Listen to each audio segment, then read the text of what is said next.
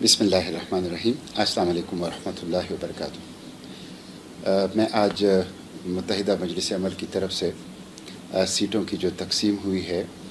और जो इस वक्त सियासी और इंतखाबी सूरत हाल है, बिलखसूस खैबर पख्तूनख्वा और साबिका कबायली ख़ित्ते की, उसके ऊपर कुछ गुजारिशात पेश करना चाहता हूँ और मेरे मुखातिब खैबर पख्तूनख्वा और साबिका कबायली ख़ित्ते के अवाम और बिलखसूस जमात इस्लामी के मुख्तलिफ़ सतह के ज़िम्मेदारान और कारकुनान। जैसे कि आपको इल्म है कि मुत्तहिदा मजलिस अमल की क़याम के लिए गुज़िश्ता 2 साल से जमात इस्लामी की तरफ से कोशिशें जारी थी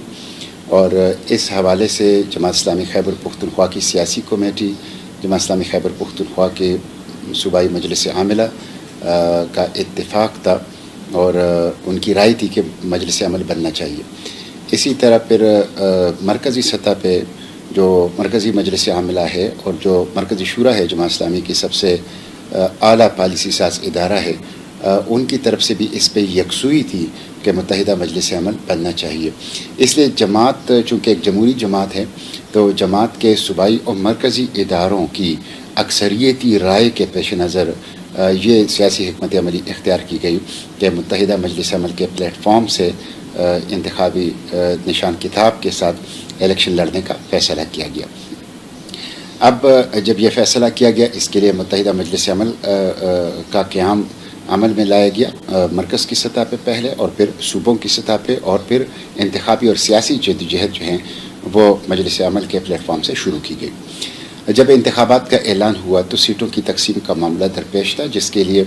सूबों की सतह पे पहले कमेटियाँ बनी और फिर जो फ़ैसले हुए वहीं पे और जो फ़ैसले नहीं हुए, दोनों सूरत में फिर मरकज़ी पार्लिमानी बोर्ड के अंदर मामलात चले गए और फिर मरकज़ी पार्लिमानी बोर्ड में जो इख्तिलाफ़ राय बाकी रहा, उसको फिर सुप्रीम कौंसिल के अंदर हल करने की कोशिश की गई। इस सीटों की तकसीम के हवाले से मैं यह वाज़ेह करना चाहता हूँ कि 2002 में जमात इस्लामी को कुल 33 सीटें मिली थी, जिस पे जमात ने 30 या 30 से कम सीटों के ऊपर जो हैं वो इंतखाबात में हिस्सा लिया था। और इस दफ़ा जो सीटों की तकसीम हुई है, अगरचे 2002 के बाद 2008 में जमात ने बाइकआउट किया और फिर 2013 में एक तरह से हमने सिफर से आगाज़ किया था, लेकिन 37 सूबाई सीटें जमात इस्लामी को मिली हैं और 10 कौमी असम्बली की सीटें जमात इस्लामी को खैबर पख्तूनख्वा में मिली हैं। जबकि फाटा साबिका फाटा जो कबायली ख़ित्ता है, जो अब खैबर पख्तूनख्वा में मर्ज हो चुका है और खैबर पख्तूनख्वा का इंतज़ामी तौर पर हिस्सा है, उसकी जो 12 सीटें हैं उसमें मजलिस अमल के हवाले से सीटों की तकसीम का फ़ैसला नहीं हुआ और अब जिन 12 सीटों पे मुत्तहिदा मजलिस अमल की जो कंपोनेंट पार्टीज़ हैं वो आज़ाद हैं कि वो आज़ाद हैसियत से हिस्सा लेंगे। तो फाटा की जो 12 नशिस्तें हैं उसके ऊपर जमात इस्लामी आज़ाद हैसियत से हिस्सा ले रही हैं और इसी तरह बाकी जो मजलिस अमल की कंपोनेंट पार्टीज़ हैं वो भी वहाँ पे आज़ाद हैसियत से हिस्सा लेंगी। तो ये खैबर पख्तूनख्वा असम्बली के 37 जो सीटें हैं और कौमी असम्बली की जो 10 सीटें हैं, इसमें 90% सीटें यानी 90% जो नशिस्तें हैं ये हमें अपनी चॉइस की या अपनी पसंद की मिली हुई हैं, या जो हम चाहते थे, जो हमारी मर्ज़ी की सीटें थी, वो उसकी बुनियाद पे हमें मिली हैं। तो मैं समझता हूँ कि इंशाल्लाह जो सीटों पे हम मजबूत थे, जहाँ पे हमारी ताकत थी, जहाँ पे हमारा पॉलिटिकल इन्फ्लुएंस था, हमने उसी को टारगेट किया और उसमें से 90% सीटें अपनी मर्ज़ी के, अपनी ख्वाहिश की, अपनी चॉइस की, अपनी पसंद की हमें मिली। इंशाल्लाह इस पे हमारा विनिंग रेशो बहुत अच्छा होगा और हम इंशाल्लाह इसके ऊपर एक अच्छा परफॉर्म करेंगे। इसी तरह कौमी असम्बली की सीटें भी हैं, इंशाल्लाह उसके ऊपर भी अच्छे अंदाज से परफॉर्म करेंगे। जबकि गुज़िश्ता 10 सालों में साबिका जो फाटा है उसके अंदर जमात इस्लामी एक क़ुव्वत बनकर सामने आई है और वहाँ जमात की तंजीम ने बड़ी वसत इख्तियार की है और एक ताकत है जिसको नज़रअंदाज नहीं किया जा सकता। इंशाअल्लाह साबिका फाटा की जो कौमी असम्बली की नशिस्तें हैं उससे भी हमें अच्छी खबरें मिलेंगी। मैं इस मौके के ऊपर उन अज़ला से भी खुसूसी तौर पर गुजारिश करूँगा कि जहाँ मजलिस अमल को के प्लेटफॉर्म से जमात इस्लामी को सीटें नहीं मिल सकी, उसमें हज़ारा के भी कुछ अज़ला शामिल हैं, डिस्ट्रिक्ट शांगला भी उसके अंदर शामिल हैं और इसी तरह जुनूबी अज़ला जो पूरा जुनूबी बेल्ट है वो भी इसमें शामिल हैं। سچی بات یہ ہے کہ میں ان کے دکھ میں ان کے درد میں برابر کے شریک ہوں، اور ان تمام علاقوں کے اندر میں نے گزشتہ 2-2.5 سالوں کے اندر کوشش کی ہے بحیثیت امیر صوبہ، اور وہاں پہ نئے نئے لوگوں کو شامل کیا، وہاں پہ الیکشن کی تیاری کے لیے ہر سطح کی قیادت اور کارکنان کو تیار کیا، اور وہاں پہ بڑے پیمانے پر شمولیتی جلسے کیے، یوتھ، خواتین اور علماء کی سطح پہ پروگرامات کیے، اور ایک ماحول بنایا امید کا، قوت کا اور طاقت کا اور انتخابات میں جانے کا۔ لیکن مجلس عمل کے پلیٹ فارم کے جہاں بہت سے فوائد بھی ہیں، وہاں اس کا ایک اسپیکٹ یہ بھی ہے کہ اس میں تمام اضلاع میں ہمیں الیکشن لڑنے کا موقع نہیں مل سکتا، اور بہت سے اضلاع ایسے ہوں گے کہ جہاں پہ بامر مجبوری اتحاد کی وجہ سے جماعت اسلامی کا کینڈیڈیٹ نہیں ہوگا، البتہ مجلس عمل کا کینڈیڈیٹ ہوگا۔ تو میں ان سے ان کے جو اس وقت کیفیت ہیں ان کو سمجھتا ہوں، ان کی جو تکلیف ہے ان کا احساس رکھتا ہوں، لیکن اجتماعی فیصلوں میں اور اجتماعی مفاد میں اس طرح کی قربانی کا وقت آتا ہے۔ میں ان سے بھی درخواست کرتا ہوں کہ وہ امتحان کے اس وقت میں صبر کا مظاہرہ کریں، استقامت کا مظاہرہ کریں، اور یہ دن اور رات کا الٹ پیر ہے، زمانے کا الٹ پیر ہے۔ انشاءاللہ وہاں پہ جماعت قوت بن چکی ہے، اس دفعہ نہیں تو اگلی دفعہ جماعت وہاں انشاءاللہ انتخابات میں حصہ لے گی، اور ایک قوت کے ساتھ انشاءاللہ حصہ لے گی۔ نیز یہ جو انتخاب ہے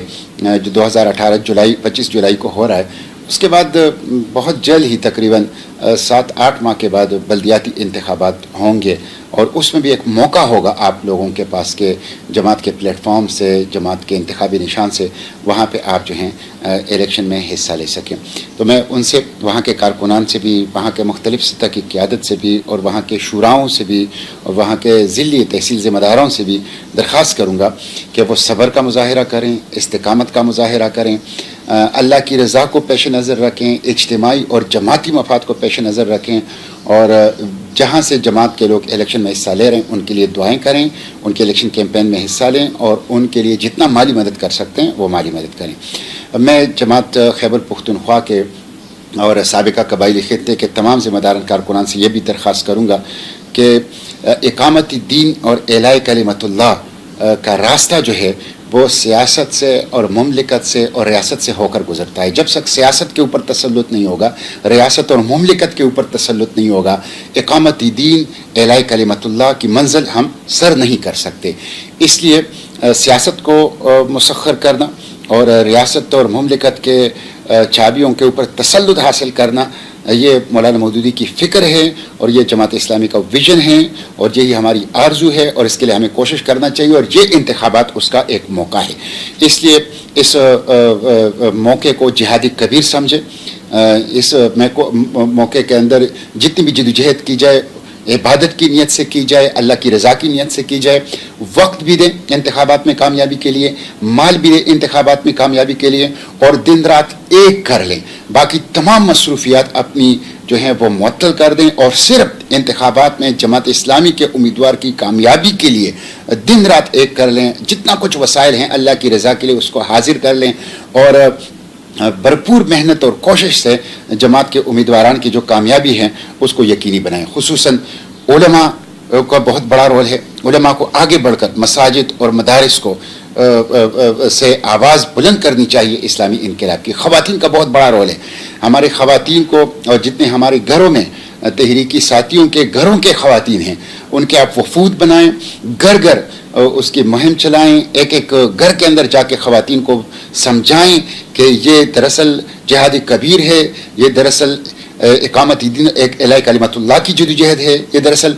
پاکستان کو خلافت راشدہ کا نظام اور نظام مصطفیٰ کے رنگ میں رنگنے کی جدوجہد ہے، اور یہ دراصل پاکستان کی آزادی کا، پاکستان کی ترقی کا اور پاکستان کی خود مختاری کی جنگ ہے جو کہ ہم لڑ رہے ہیں، اور یہ ہم سب کے آئندہ نسلوں کو محفوظ بنانے کے لیے ہے۔ تو خواتین کو آپ وفود بنائیں، خواتین پولنگ ایجنٹس بھی ہوں، اور خواتین کے وفود بھی بنائیں کہ وہ گھر گھر پہنچے۔ اسی طرح یوتھ کی بہت بڑی ذمہ داری ہے۔ 60% جو ہماری اس وقت ووٹرز ہیں وہ بلو 45 ہیں اور یہ بہت وائبرنٹ سیگمنٹ ہیں. یوتھ کو منظم کریں اور گراؤنڈز کے اندر اور تعلیمی اداروں کے اندر اور مدارس کے اندر اور گلی کوچوں کے اندر نوجوانوں کو سمجھائیں کہ موروثی سیاست سے اور جاگیردارانہ سیاست سے اور کرپشن کی سیاست سے اور جو سٹیٹس کو کی سیاست ہے اور جو گزشتہ 70 سال سے چند خاندانوں کے چہرے ہمارے اوپر مسلط ہیں اور جنہوں نے 70 سال میں پاکستان کو سوائے غربت اور پسماندگی اور قرضوں اور کرپشن کے کچھ نہیں دیا اور جن کی وجہ سے اقبال اور قائد کا پاکستان ترقی سے محروم ہے اور پسماندگی اور غربت کے دلدل میں پھنسا ہوا ہے. نوجوانوں کو پکار رہا ہے پاکستان, نوجوانوں کو پکار رہا ہے پاکستان کا مستقبل کہ نوجوان منظم ہوں, نوجوان اٹھیں اور مجلس عمل کے سفید اللہ اکبر والے جھنڈے کے نیچے پاکستان کو اقبال اور قائد کا پاکستان ایک جدید ترین اسلامی فلاحی ترقی یافتہ پاکستان بنانے کی وہ جدوجہد کریں. تو نوجوانوں کو بھی منظم کریں, خواتین کو بھی منظم کریں, علماء کو بھی منظم کریں, پولنگ اسکیم کے مطابق پولنگ